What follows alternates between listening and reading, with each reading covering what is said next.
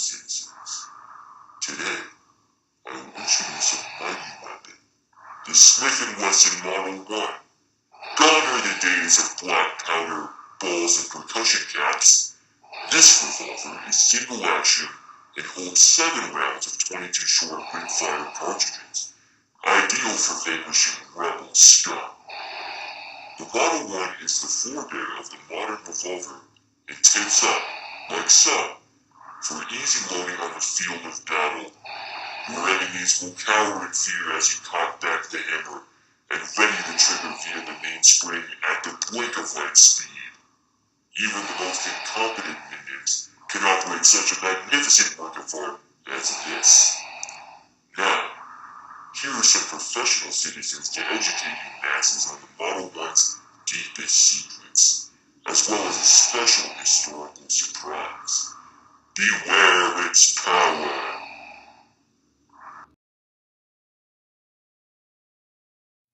Hello and welcome to another edition of the South Carolina Military Museum Weapons Corner. Today we're featuring a very interesting pistol. It's the Smith Wesson Model 2. Adopted in June of 1861, the Model 2 incorporated several features that made this a very interesting and a very popular gun for the period. It was known as a tip-up revolver, which required the barrel to be released and tipped up, and then the cylinder was taken off of the cylinder pin.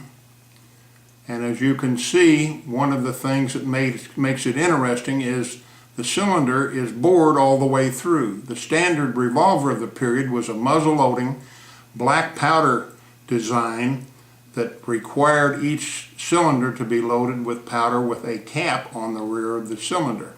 A man by the name of Roland White patented a bored-through cylinder.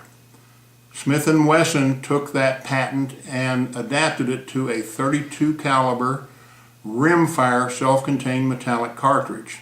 The cylinder held 6 cartridges, and once they were loaded, it was placed back on the gun. The barrel was lowered and locked into place, making it ready to fire. It was a single action pistol, which meant that at the time you had to cock the hammer before you fired each round, and also it had a exposed spur trigger. At the end of your firing, in order to unload the pistol, again you had to raise the barrel, take the cylinder out of the pistol, and on the barrel on the underside was a lever that allowed you to take and push the expended shell casings out one at a time. When you were finished doing that, you reloaded it with 6 more rounds, put the cylinder back into the pistol, lowered the hammer, and you were ready to go again.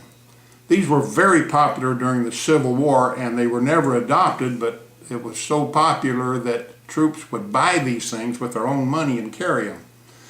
The demand was so large that by 1862, Smith & Wesson closed their order books because they couldn't keep up with demand.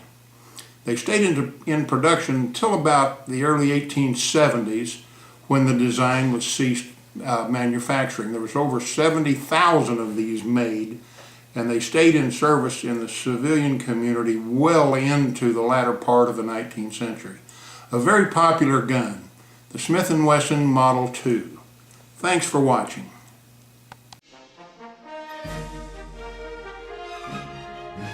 I'm Susan Howard, and I am proud to present another treasure of the NRA National Firearms Museum. It's a prized gun, formerly owned by another national treasure, the little sure shot of the Wild West, none other than Annie Oakley. Take a look at this impressive factory engraved gold and silver washed Smith & Wesson No. 1, a 3rd issue 7-shot revolver. These revolvers were made from 1868 to 1881, and this one was made in Springfield, Massachusetts in 1881. There are 22 short rimfire caliber with a 7-shot fluted cylinder. The grips were made with rosewood and had a bird's head shape. The barrels are round ribbed, and the extraction of the cartridges is achieved by removing the cylinder and using the rammer pin to clear out the empty cartridges. And while it's enough that the most famous member of Buffalo Bill Cody's Wild West show owned the Smith & Wesson, there is even more to this story. It's believed that Annie Oakley gave this very revolver to the museum donor's father, Bernard Boulawa. Oakley had noticed Boulawa's disappointment at not receiving a prize during a shooting event, even though he had scored remarkably well. I'd say he got a nice consolation prize. Mr. Boulawa was not only a noted marksman, winning many competitions, he was also an NRA Life member. It's another of the remarkable stories you'll find on display every day at the National Firearms Museum.